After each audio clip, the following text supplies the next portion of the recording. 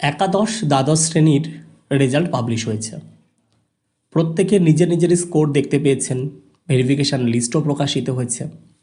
কিন্তু এরপর বেঁধেছে যত সমস্যা।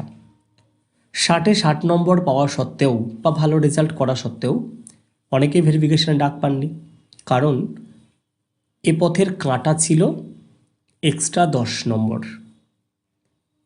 এখন তাকিয়ে আছে সবাই কবে নবম দশম শ্রেণীর রেজাল্ট পাবলিশ হবে।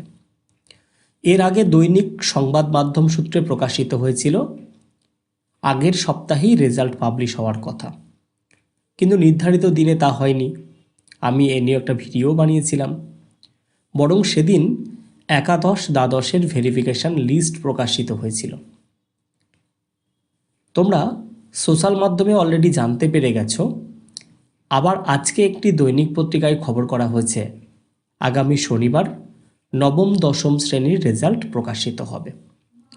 তোমরা স্ক্রিনে সেই পেপার কাটিংটি দেখতে পাচ্ছ। এখন প্রশ্ন, আদৌ কি ওই দিন রেজাল্ট পাবলিশ হবে? দেখো, এর উত্তর আমরা কেউই জানি না, জানে একমাত্র স্কুল সার্ভিস কমিশন। এখন দেখা যাক ওই দিন রেজাল্ট প্রকাশ হয় কি না। আমরা এই পেপার কাটিংয়ে দেখে নেব কি লেখা হয়েছে।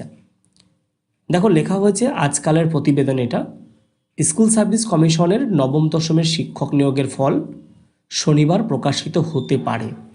দেখো, হতে পারে, কনফার্ম নয়। বুধবার কমিশন সূত্রে এমনটি জানা গেছে।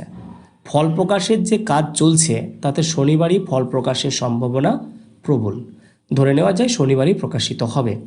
তবে ওই দিন প্রার্থীরা শুধুমাত্র তাদের প্রাপ্ত নম্বর জানতে পারবেন, আর এতে কারা কারা ডাক পেলেন তার তালিকা পরে প্রকাশিত হবে। দেখো, শুধু শনিবার আমরা আমাদের স্কোর জানতে পারবো, আমরা ভেরিফিকেশানে ডাক পেলাম কি না সেটা জানতে পারবো না। আমাদের ভেতরের টেনশানগুলোকে জিয়ে রাখা হলো, জীবন্ত রাখা হলো।